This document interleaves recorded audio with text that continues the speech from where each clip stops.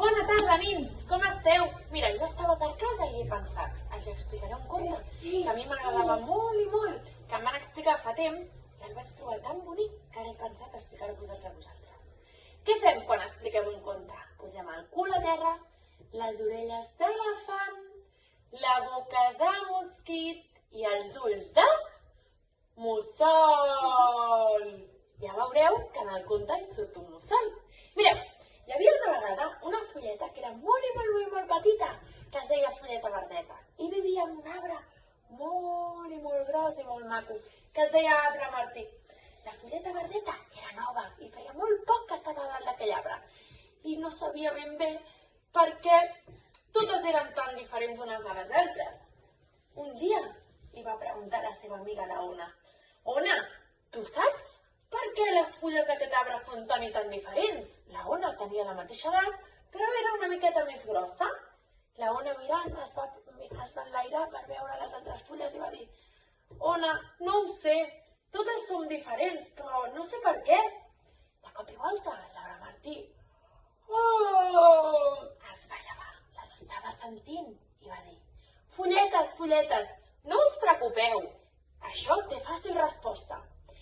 De cop i volta es van començar a llevar totes les altres fulletes.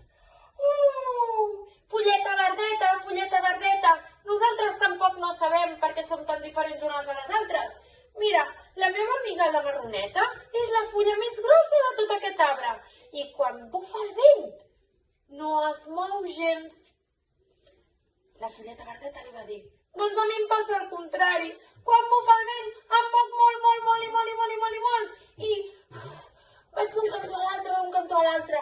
Doncs jo he d'ajudar la marroneta perquè, com que les gotes de la pluja li queden i amb el vent no es mou gaire, li hem de treure perquè si no s'encostipa.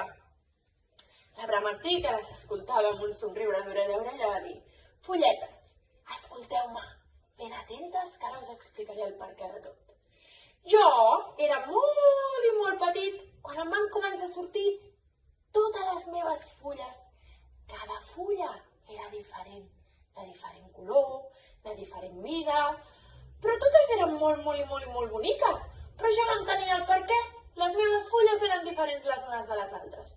Així que un dia que estava preocupat pensant a veure qui em podria solucionar aquell dubte, vas sentir una veu que deia: Martinet, no et preocupis gens, jo t'ho explicaré. Mira, saps què? Tots som diferents i com que som diferents, això és el que ens fa ser tan i tan especials.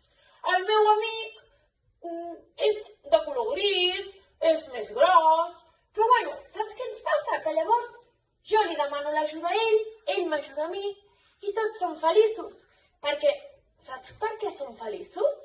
Perquè ens necessitem, perquè volem estar uns amb els altres, ens volem abraçar, volem somriure junts i això és el que ens fa ser tan especials uns dels altres.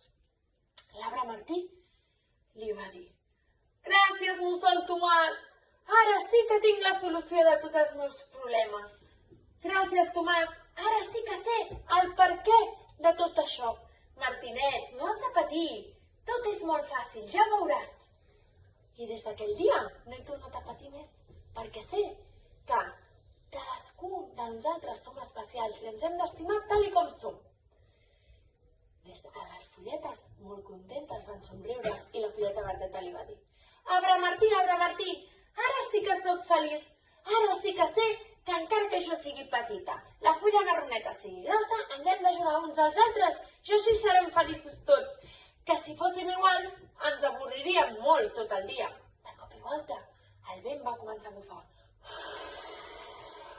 i les fulletes es van començar a juntar totes unides. Estaven molt contentes, perquè ara ja sabíem que no importava com eren, si eren més grosses, més petites, de colors diferents, més boniques. El més important és que el físic no ens ha d'importar com som, sinó el cor que tenim cadascú, i així ens estimarem sempre. Us ha agradat, nins? Espero que sí. A mi em va agradar molt i molt. Un petó ben fort, us trobo molt a faltar. i us explicaré algun altre conte.